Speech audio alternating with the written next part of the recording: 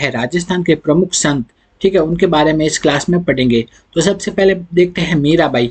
मीराबाई का जन्म कब हुआ? मीराबाई का जन्म हुआ 1498 ईस्वी में, और उनका जन्म कहाँ हुआ? कुड़की, जो कि है कहाँ स्थित है? पाली में।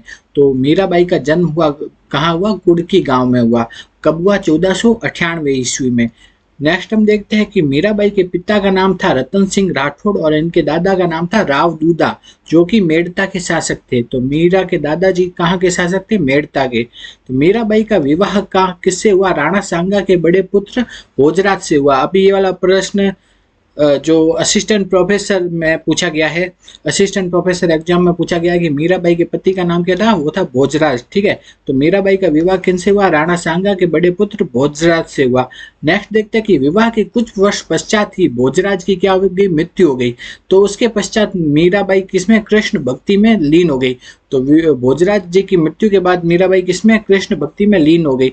आगे हम देखते हैं तो मीराबाई के देवर विक्रमादित्य ने मीराबाई को जहर देकर मरवाने का प्रयास भी किया था, लेकिन वो अब आगे देखते हैं कि मीराबाई मेवाड़ छोड़, इससे है ना मीराबाई क्या हो गई?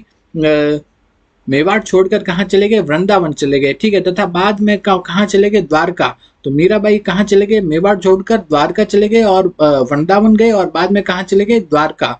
तो मीराबाई का अंतिम समय कहाँ पे बीता? द्वारका में ही बीता था।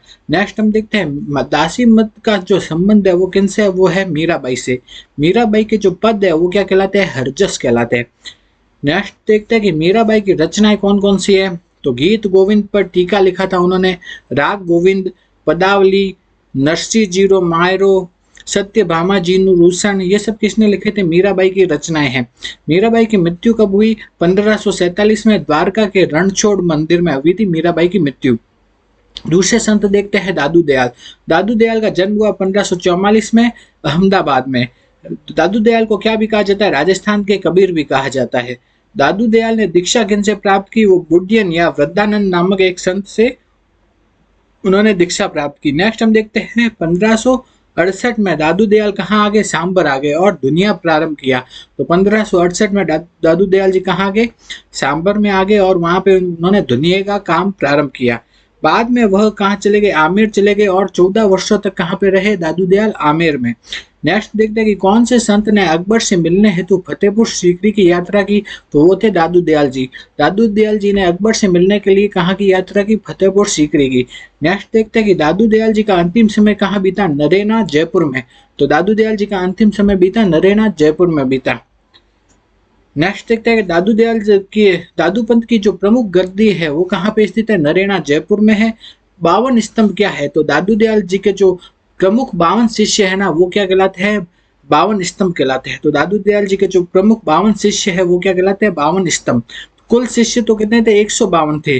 दादू दयाल जी के कुल शिष्य थे वो थे 152, और उनमें से 52 शिष्य थे वो क्या थे? प्रमुख थे। तो प्रमुख 52 शिष्य क्या कहलाते हैं? 52 स्तंभ कहलाते हैं। नेक्स्ट हम देखते हैं दादू दयाल के जी के जो प्रमुख शिष्य थे, तो प्रमुख शिष्यों में कौन कौन आते हैं? गरीबदास जी, मिस्कन दास जी, सुंदर दास जी, बुखना जी, रज्जब जी, माधो दास जी, ये सब दादू दयाल जी के प्रमुख शिष्य है। तो दादू दयाल जी के प्रमुख शिष्यों में कौन आते हैं? गरीबदास जी, मिस्कन दास जी, सुंदर दास जी, बखना जी, रज्जब, माधो दास जी, ये सब क्या है? दादू दयाल के प्रमुख शिष्य है। नेक्स्ट हम देखते हैं दादू के कौन से शिष्य जीवन भर दूल्हे के वेश में रहे? तो वो है रज्जब जी। तो रज्जब जी दादू दयाल के शिष्य थे और वो पूरे जीवन किसमें? दूल्हे के वेश में ही रहे थे। नेक्स्ट हम देखते हैं काया बेली, संत गुण सागर, नाममाला, परिचय का अंग, ये सब रचनाएं किनकी है? दादू दयाल की। काया बेली होगी, संत गुण सागर, नाममाला, परिचय का अंग, ये सब किसकी रचनाएं हैं? दादू दयाल जी की। काया बेली, संत गुण सागर, नाममाला, परिचय का अंग रचना है दादू दयाल जी की। नेक्स्ट हम देखते हैं दादू दयाल जी के उपदेश किस भाषा में? वह है ढूंढाड़ी। ढूंढाड़ी भाषा में है दादू दयाल जी के उपदेश। या सद्दू कड़ी, अगर ढूंढाड़ी नहीं दिया हो ऑप्शन में, सद्दू कड़ी दिया हो तो भी वो भी सही है। सद्दू कड़ी मतलब सरल भाषा। नेक्स्ट हम देखते हैं दादू पंथ की कितनी उपशाखाएं हैं? दादू पंथ की 5 उपशाखाएं हैं। पहली कौन सी है? खालसा, दूसरी नागा, तीसरी उत्तरादे, फिर विरक्त और खाकी, ये 5 शाखा उपशाखा है दादू पंथ की। तो खालसा शाखा के जो प्रमुख प्रवर्तक है वो कौन है? गरीबदास जी, ठीक है। नागा शाखा के प्रमुख जो है वो है सुंदर दास जी। उत्तरादि शाखा के है प्रमुख है जो बनवारी जी। विरक्त शाखा के जो प्रमुख है वो है विरक्त शाखा में कौन आता है? घुमक्कड़ दादूपंथी आते हैं। नेक्स्ट है खाकी शाखा में कौन आते हैं? शरीर पर भस्म लगाने वाले व जटा धारण करने वाले जो दादूपंथी आते हैं वो खाकी शाखा में। नेक्स्ट है खालसा जो शाखा है उसका प्रमुख केंद्र कहाँ है? नरेना में है स्थित है। नेक्स्ट देखते हैं दादूपंथ की कौन सी शाखा का मुख्य केंद्र नरेना में है? वो है खालसा। खालसा शाखा का प्रमुख केंद्र कहाँ है? नरेना में। नेक्स्ट देखते हैं कि ज्ञान समुद्र, बावनी, रामची अंटक ये सब रचना करने वाले सुंदरदास जी किनके शिष्य थे? वो थे दादू दयाल जी के। तो ज्ञान समुद्र हो गए, बावनी हो गए, तीसरा रामची अंटक, इनकी रचना करने वाले ये सुंदरदास जी किनके शिष्य थे? वो थे दादू दयाल जी के शिष्य थे। तो ज्ञान समुद्र हो गए, फिर बावनी हो गया, रामची अंटक हो गया, इसकी रचना करने वाले सुंदरदास जी किनके शिष्य थे? दादू दयाल जी के। नेक्स्ट हम देखते हैं ओरिलो की रचना करने वाले बालिन दास जी किनके? नेक्स्ट देखते हैं कि ओरिलो की रचना करने वाले जो बालिन दास जी है वो किनके शिष्य थे? वो थे दादू दयाल जी के। तो ओरिलो की जिन्होंने रचना की थी वो कौन थे? बालिन दास जी। वो किनके शिष्य थे? दादू दयाल जी के शिष्य थे। नेक्स्ट देखते हैं कि दादू पंथ, नेक्स्ट हम देखते हैं दादू पंथ का जो सत्संग स्थल है वो क्या कहलाता है? अलख-दरीबा। तो अलख-दरीबा क्या है? दादू पंथ का सत्संग स्थल। आगे देखते हैं किस संप्रदाय के लोग मिलने पर सत्य राम कहकर अभिवादन करते हैं? तो वह है दादू पंथ के लोग। दादू पंथ के लोग मिलने पर सत्य राम कहकर अभिवादन करते हैं। नेक्स्ट हम देखते हैं आमेर के शासक मानसिंह कछवा कौन से संत के समकालीन थे? तो दादू दयाल के समकालीन थे। नेक्स्ट है कि दादू वाणी, दादूरा दोहा ये सब क्या है? इसमें दादू दयाल के उपदेश है।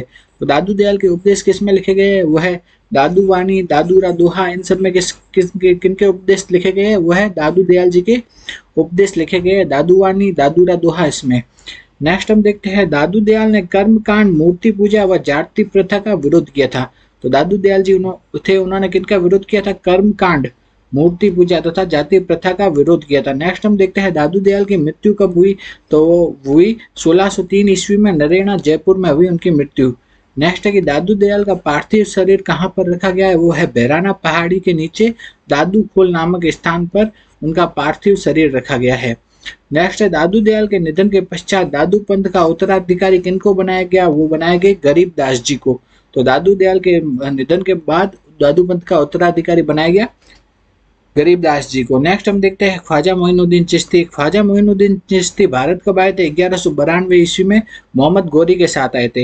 नेक्स्ट है ख्वाजा मोइनुद्दीन चिश्ती भारत आने से पूर्व कहाँ रहते थे? ईरान में। ख्वाजा मोइनुद्दीन चिश्ती भारत आए तब भारत में किसका शासन था?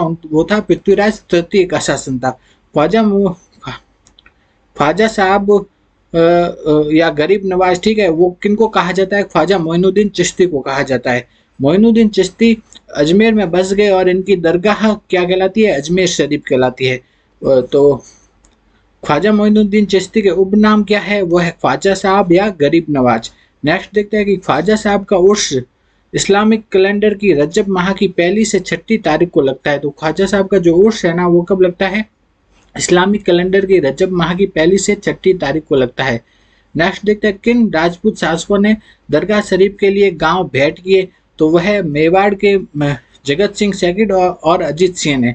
तो कौन से राजपूत शासक थे जिन्होंने कि दरगाह शरीफ के लिए गांव भेंट किए? वो है मेवाड़ के जगत सिंह सेकंड और अजीत सिंह। इन दोनों ने जो दरगाह शरीफ के लिए गांव भेंट किए थे।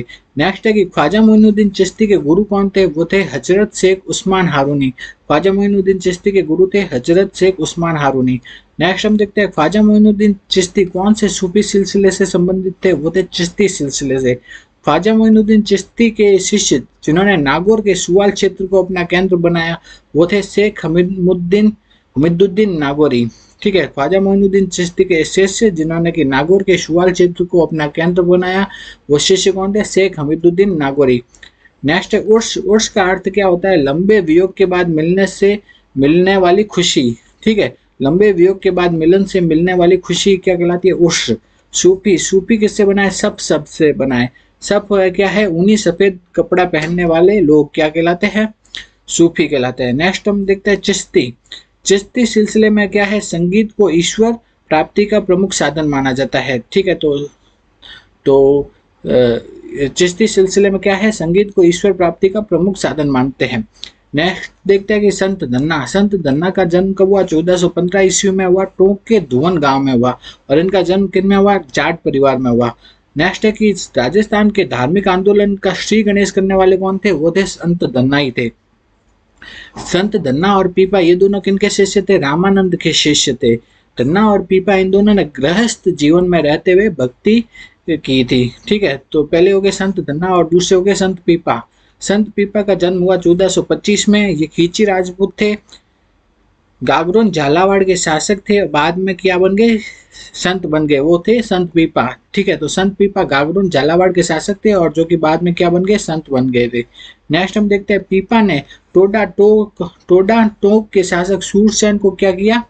अपना शिष्य बनाया था। संत पीपा ने टोडा टोक के शासक कौन थे? सूरसेन, उनको अपना शिष्य बनाया था।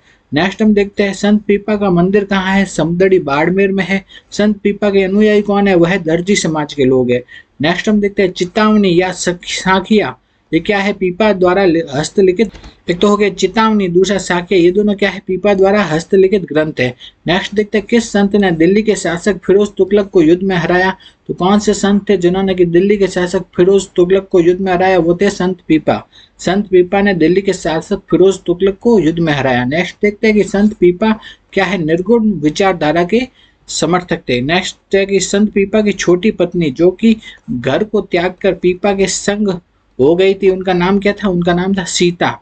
नेक्स्ट है संत हरिदास जी। संत हरिदास जी का जन्म हुआ 1455 में। इनका जन्म कहाँ हुआ? डीडवाना के कापड़ोद गांव में। इनका प्रारंभिक नाम क्या था? हरि सिंह सांगला था। निरंजनी संप्रदाय के संस्थापक कौन थे? हरिदास जी। कौन से संत थे जो कि प्रारंभिक पेशा जिनका लूटपाट करना था? वो थे हरिदास जी। निरंजनी संप्रदाय को में परमात्मा को क्या कहा जाता है? अलख निरंजन या हरि निरंजन कहा जाता है। नेक्स्ट हम देखते हैं मंत्र राज प्रकाश और हरिपुरुष की वाणी, ये किसके उपदेश है? यह संत हरिदास जी के। मंत्र राज प्रकाश और हरिपुरुष की वाणी ये किसके उपदेश है? यह है हरिदास जी के उपदेश। नेक्स्ट देखते हैं हरिदास जी की मृत्यु हुई 1543 में डीडवाना में। नेक्स्ट है जसनाथ जी। जसनाथ जी का जन्म हुआ 1482 ईस्वी में और कहाँ पे हुआ? कतरियासर बीकानेर में। 12 वर्ष की आयु में इन्होंने संन्यास ग्रहण कर लिया था। जसनाथ जी ने कितने 12 वर्षों तक तपस्या की थी। कहाँ पे? गोरखमालिया बीकानेर में। जसनाथ जी निर्गुण निराकार भक्ति से संबंधित थे। जसनाती संप्रदाय की स्थापना किन्होंने की थी? जसनाथ जी ने। और जसनाती संप्रदाय की प्रमुख पीठ कहाँ है? कतरियासर बीकानेर में। राव लूणकरण को राजपद पाने का जो वरदान दिया था वो किन्होंने दिया था? जसनाथ जी ने। सिकंदर लोदी ने जसनाथ जी को कतरियासर के पास भूमि प्रदान की थी।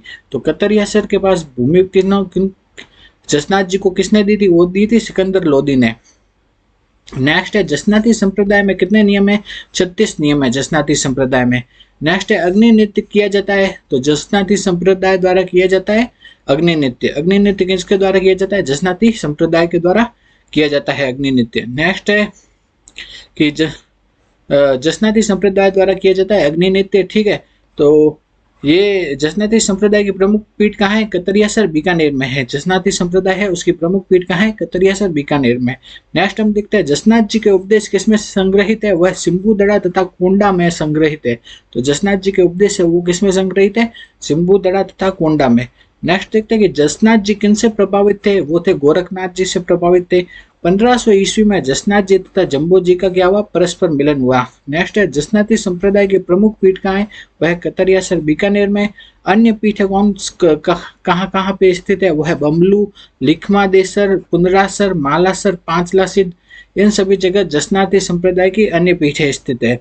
नेक्स्ट है जसनाथ जी के अनुयायी कौन है? हरो जी, जियो जी, लालनाथ जी, चौकनाथ जी, सवाईदास जी, ये सब क्या है? जसनाथ जी के अनुयायी है। जसनाथ जी ने 24 वर्ष की आयु में समाधि ले ली थी। मात्र 24 वर्ष की आयु में समाधि ले ली थी।